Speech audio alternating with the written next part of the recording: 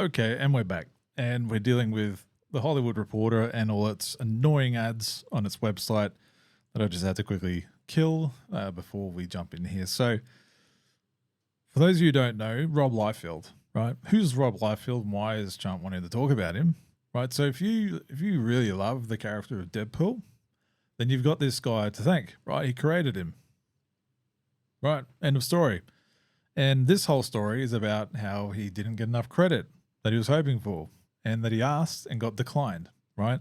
So as an artist myself, right, I've never done anything as cool as Rob's done. For those of you who don't know, back in the 90s, Rob Liefeld, Jim Lee, a bunch of others, Todd McFarlane, right, they all broke away from the big two, Marvel and DC, and started their own company, Image Comics, right, from the 90s. And that's where that's where Spawn came from, right? That's where Wildcats and Cyberforce, what's they called? Blood Hunt? No, it's not Blood Hunt.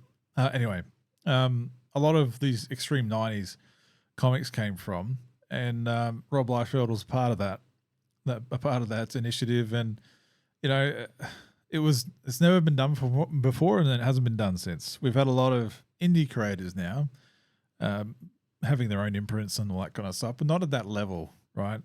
Where you don't have the kind of creative influence at DC and Marvel anymore of that era, right? So this is a big deal for those reasons where he's a name in the business, right? He's been working with Marvel for about 30 years, and now he's basically saying, I don't want to work with them anymore because of how he was treated during this process of Deadpool and Wolverine, right? So as the headline says, Deadpool creator Rob Liefeld will no longer work with Marvel after Deadpool and Wolverine premiere indignities. The writer Arda describes several perceived slights, such as being denied access to the after party, and makes a head-turning claim. Kevin Feige does not treat comic book creators well. Right, so I've got no insight onto that. I'll take his word for it. But he's got his own podcast called the Robservations. Clever name. And he talks all about it. And he wasn't angry in that. He was just matter of fact and just talked from his heart and what he thought, genuinely. So there he is. That's Rob Liefeld himself, industry legend. You got to respect the guy. You might not like him, but he's done what very few have done, and he's got the money that he can come out and say this kind of stuff. I'm sure he's financially secure where he can come out here and lambast Marvel and Disney without really worrying about where his next paycheck is coming from. So, good on him. The comic artist and creator says that after more than 30 years, he is severing ties with the publisher from whom he created renowned characters Deadpool and Cable. Liefeld laid out his decision in a 90-minute episode of his Robservations podcast, as well as in the follow-up interview with the Hollywood Reporter, where he detailed a series of perceived slights at July's New York premiere of Deadpool and Wolverine. At the premiere, Liefeld learned that he and his family were not invited to the after party, something he was not accustomed to attending. Something he was accustomed to attending. So with Fox, while the first two movies were with Fox, apparently they treated him a lot better than Marvel and Disney have. He also felt snubbed by Disney brass, including Marvel Studios boss Kevin Feige, whom he says was near him at the red carpet but did not acknowledge him. Skip those ads. He's quoted here. "It was meant to embarrass, diminish, defeat me," Liefeld said on his podcast of not gaining access to the after party. And there was another apparent slight. Liefeld said he posed for professional photos with creatives on the Deadpool and Wolverine team, but later was told by his publicist that those photos were deleted. He believes they were only taken as a courtesy and not intended to be used, though other photos featuring Liefeld alone, as well as with his family, appeared as part of Disney's Getty Press portal from the event. Soon after July's premiere, he decided he would cut ties with Marvel, which he believed no longer wanted him around. He says, "At some point you go, I've received the message, and the message is clear," he said on the podcast. Liefeld said that his discomfort with Marvel began in 2023 when he learned the company made the controversial decision to change the credits on Wolverine, awarding co-creator status to editor Roy Thomas. The character was created decades before Liefeld worked in comics, but he's close to Christine Valada, the widow of late Wolverine co-creator Len Wein, who was upset with the decision, understandably so. Anytime you get in the mix of creator status, I know some people can argue certain points, but if you go back far enough, you'll find out who really is at play, right? This is like around the time where Marvel was just, pay for hire, job for hire. Anybody's coming in, it's all under Marvel's like IP and all that kind of stuff, right? But it's different to, I don't want to go in the weeds with it, but it's different to when you go into Batman and Bob Kane and Bill Finger, right? That's a whole different story where there is evidence there that's obviously come out in light now, where Bill Finger is now credited and everything to do with Batman now as co-creator, right? Where Bob Kane was the guy apparently for decades, right? So that's another story altogether. But this is why it's real careful as an artist and creative myself. Man, I'm back in Leifeld here, right? He created Deadpool and Cable, right? These Deadpool movies have generated billions of dollars, right, for Marvel and DC. Disney. That's what I try to say. Marvel and Disney, billions of dollars, right? And he's just trying to get credit, right? He's not asking for money, and I think he mentions it down the article here. A year later, on June 3rd, 2024, Leifeld fired off an email to Marvel asking if he could receive a special credit. Here we go, on Deadpool and Wolverine, and inquiring what else might be offered to him in terms of access to movie premieres and other promotional opportunities. Leifeld did not ask for more money, as he already has perhaps the richest deal among Marvel creators. So he's not even asking for more money, he just wants to be a higher bill, right? Just like created by Rob Liefeld in the beginning credits, right? I don't personally see an issue with that, but they shoved him towards the very end of the end credits, which isn't fair, I don't think. If you see a lot of, I think it mentions it here in the article as well, but if you see like the Batman movies and Superman movies, etc., they're always in the beginning credits. Like I remember specifically Batman vs Superman in the beginning scene when the credits are still going through. It has it there on the big screen, created by, Joe Shuster and all that. So I don't see anything wrong with his ask. He's the creator of these characters that's generating billions of dollars. I just want a bit more credit, please, and get my name out there. No issue. Marvel generally credits comic creators at the end of the movie, but Liefeld wanted to be elevated to something more significant, citing the opening credits of 1978 Superman, with the whooshing names coming at you at the screen. Like, I get it. Why wouldn't you? Which prominently listed Jerry Siegel and Joe Shuster, as I mentioned, as the co-creators of Superman. He's quoted here, Marvel's treatment of creators has never been their strength, Liefeld wrote in the email. Without the worlds, the characters, and the concepts that we create, and in this specific case, the world of Deadpool, there are no films to shoot. And he's not wrong there. No blockbusters to distribute. I am not the easy button at Staples. I am the human imagination behind it all. That's really how else can you say that? Like, I am the human imagination behind it all, right? So if you've created this character in this world, that's you. It wouldn't exist without you, right? That's what he's trying to say. Wouldn't exist without him. He asked if his request could be elevated to Feige or Disney CEO Bob Iger. Comic book creators cannot continue to be relegated as afterthoughts. This is easy to address. Unless I reach out to address it, it will never manifest, he continued. I mean, good on him. Going straight to the big boys about this. I mean, the balls. I can't blame him. I would do the same. Liefeld did not receive a response. And that's the poor thing about it. Not acknowledgement at all. But was told by his agents at Verve that the message was not received well inside Marvel. Why? A day later, he tweeted, "My reps were screamed at today. We are not Fox. Tell me about it." Also hung up on. Right? So this is how Marvel and Disney are treating those people that created the IP that they're raking in billions of dollars from. He believes that tension stemming from this email led to him not being invited to the Deadpool and Wolverine after party. It's kind of childish. Liefeld, while in his 20s and the early 1990s, became part of a Rarefield group of $1 million comic book creators. Yeah, I was kind of hinting at this earlier. Over the years, he developed what his detractors call a hard-charging reputation and a habit of minimizing the contributions of others who also have worked on Deadpool. They point to an oft-cited 2016 New York Times article in which he downplayed the work of Fabian Nesciza. Hopefully I've just butchered that. Hopefully I haven't, but anyway. Who is credited as co-creator for scripting Deadpool's first appearance in New Mutants, number 98, from a plot by Leifeld, who illustrated the 1990 issue. So they're trying to slide him here in this article.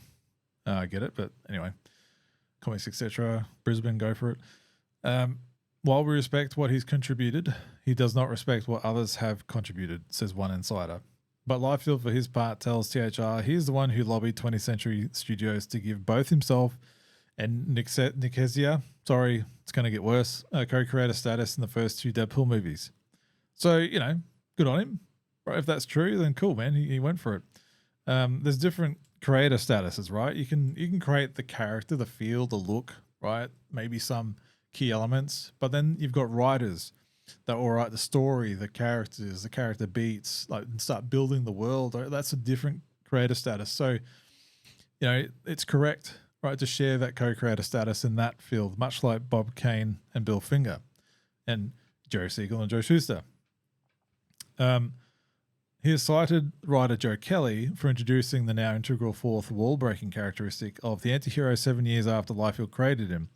And that's accurate. When Deadpool was first around, he didn't do all that, right? Look into it for yourself. He was more like action and kind of, that extreme character from the 90s. He often credits Deadpool star Ryan Reynolds for elevating the character to the global stage and new levels of popularity. Ultimately, Liefeld and Nicesia, I'm sorry again, were given the standard Deadpool created by credit at the end of Deadpool and Wolverine. Leifeld was also acknowledged in the movie itself in a way few living comic books have enjoyed, and this is what's talking about. If you haven't seen the movie, there's the iconic shot that's in the trailers, and there's a banner for a shop in the background that says Liefeld's Just Feet, right? And as the article's saying here, it's an inside joke. Rob Liefeld's art style, it's been criticized a lot for decades now, where he's the joke is that he doesn't draw feet well, or he tries to hide the feet in the artwork somehow, right? So he just doesn't like feet or something, apparently. Doesn't like drawing them. That's the joke. So that's cool, right? I mean, it's not a Stan Lee cameo, but that's cool. It's an acknowledgement. This all sounds like, an inside joke about the artist who fans say does not draw feet. That's what I just said. Liefeld was also invited to visit the set in London. This all sounds like someone who was indeed accorded the respect of a prominent comic book creator. But when asked by THR about these boons, Liefeld suggests that during the London set visit, he began to feel unwelcome, though he declined to elaborate. So a lot of hearsay, but there's a lot of stuff. You have to take it as hearsay, right? But I'm going to take it at face value as well, because why would he do this? Why would he come out with an almost hour-long podcast, right, and just saying all this kind of stuff? Some might think that's career suicide, but if he's got nothing to lose, then how can you question it then? Like, is he coming across as like a spiteful ex-girlfriend or something, or what? I don't know, but I have to give him the benefit of the doubt here, because him coming out and saying I'm never working with Marvel again, they did this, they said this, they treated me unwell here. He would only do that, I think, as a business move, is if it was real, right? If he's not going to get what he feels is deserved, then he's going to say his piece, right? That's just how I'm seeing it, and I could be wrong. He tells THR that it was in contrast to how he felt on Deadpool 2016 and Deadpool 2 2018, which were made by 20th Century Fox. He notes he was involved in the test screenings on those films and met with the marketing team on Deadpool 2. They had me along for the ride, and I caused zero drama. I was happy to be there, says Leifeld. In his podcast, Leifeld asserted a head-turning opinion about Feige, who generally is only spoken of in Hollywood and comic book circles with superlatives. I'm tripping over my words here, so excuse me. There's a lot to be said in this article. Kevin Feige does not treat comic book creators well. That is my personal experience, he says on his podcast. Asked about his topic, Liefeld tells THR, do I think he can improve his relationship with comic book creators? Yes. He says he wishes Feige would have spent a few moments to chat with him and his family at the Deadpool and Wolverine premiere, and would like Marvel to acknowledge creators more in general. he pinpoints DC Studios' James Gunn as an executive and filmmaker who was constantly praising comic book creators, flying them to the Superman set. And I remember that. There was a bunch of comic book creators who helped build the character of Superman during the era of books that he's trying to make this movie from, and just in general, the key creators, right? And he brought them all to set and just had a good day and showed them what they're doing, and that's really cool, right? It's really, really cool. Feige, however, is also known to publicly laud creators, so this is just giving a bit more benefit towards Feige here, so it doesn't sound too one-sided. I think he name checks creators at Comic-Con. He's often seen hobnobbing with creators on Marvel and red carpets. The studio, I know Marvel also does this. They fly creators out to their own movie sets as well, and they just did it for Fantastic Four here, as they say. In October, held a Comic-Con panel pairing the stars of Daredevil and the comic book creators together. So that's cool, right? They should do that more. Leifeld is known for being a relentlessly upbeat promoter of his work, and that's very true. Every time I see him, he's always he's got energy, man. His energy is something else, and he can talk a lot. he's energetic and personal brand. And despite the conflicting feelings, enjoyed hosting a series of fan screenings for Deadpool and Wolverine this summer. He admits he was nervous about dropping this podcast and revealing what he considers a loss. Getting denied from a party isn't the type of thing he'd usually publicize, but it seems like his fan base liked his more vulnerable side. Or maybe it was spilling of the Marvel tea, right? And I mean, that's what got me talking about this right now. As the episode became the most downloaded Robservations in his 5-year history. It also comes 1 week before his final Marvel work hit Stan's Deadpool team up number 5. You can't always share your hits. Sometimes you have to share your misses. This one was a miss, says Leifeld, who adds, "It was important for me to do the podcast so people could hear my voice. You didn't hear anyone else. You didn't hear anyone who was angry. At times, it was hard to hide how sad I was." Right, and that's them at the Deadpool Wolverine premiere. He and his family, and I think that's the end of the article there. So look, that's a lot, right? That's a lot, and thanks for sticking in there if you're still here. But I think this is worth talking about, right? And I know at the start of this chunk cast, I said I didn't want to go into things that are too negative, but this isn't a negative. This is more real world stuff, right? For artists and creators, this happens a lot, right? I've heard stories of Jim Starlin, right?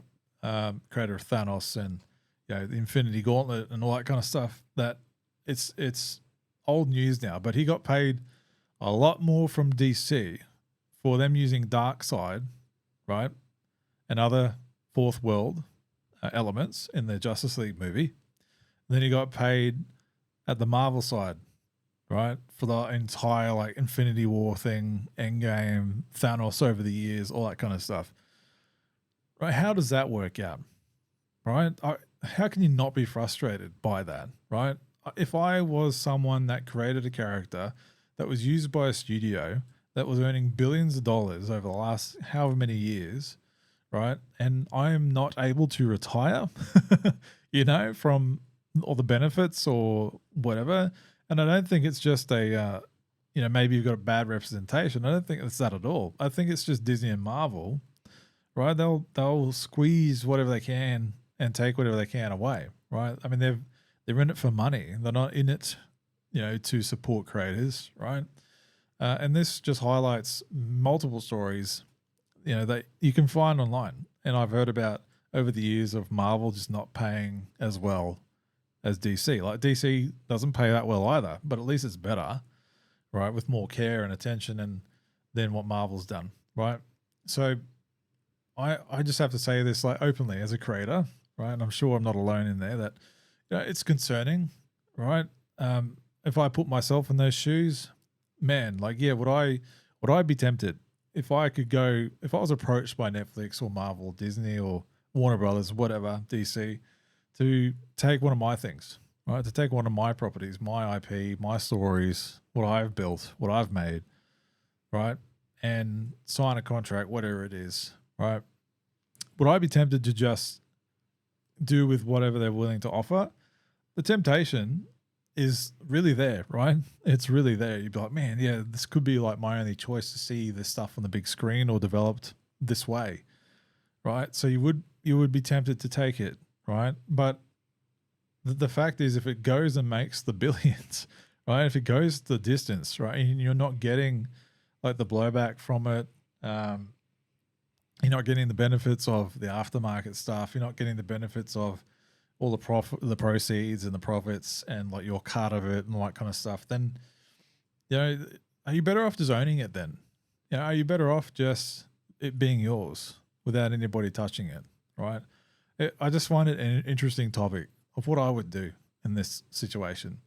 A lot of those creators, I see Twitter going off all the time about some key creators of Marvel and DC that can't even pay their medical bills, right? And that's why I want to talk about this. To me, it's not fair.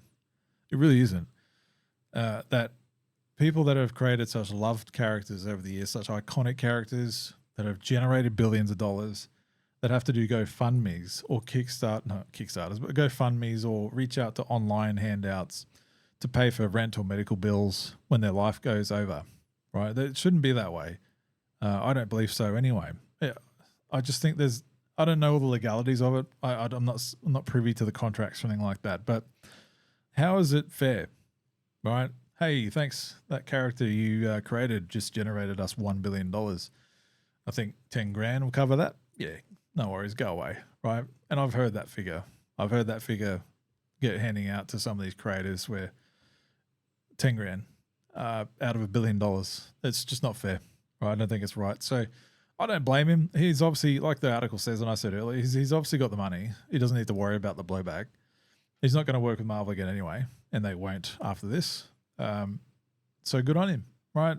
I think more creators, I hope, follow suit. I really do. There's a lot of indie creators out there are doing just as good, if not better, than what DC and Marvel Comics are doing of late anyway in recent years. So let's just do that, right? I hope to see more of this and just give the big fingers to the big two, right, until they start doing better for their creatives. Because God knows that they barely have any of that iconic status of creators in their companies at the moment. Barely. And if they do, they're doing their own thing. They've broken off and doing their own thing. And good on them, right? Particularly if they can own their own IP. Anyway, I won't go too much off on a tangent, but I just thought it was an interesting article, interesting situation. Marvel's a big fish, like a massive fish, and it's very rare to see creators come out of this caliber and try and chop them down, or not try, but just say their piece, and it puts them in a really bad light. So anyway, cool. Thanks for sticking around on that one. Let me know what your thoughts about this are. Do you think it's much to do about nothing? It's not, but let me know if you think so. Or, do you agree? Do you agree with all he's saying and that it's not fair and that he should have been treated better? I would expect so. If I was a creator of something that's earning billions, like, you give me the red carpet deal, you roll it out for me everywhere I go. You let me see things, right? You let me take part in this and have my piece, right? Anyway, cool. All right, next up we got Captain Planet. So let's go there.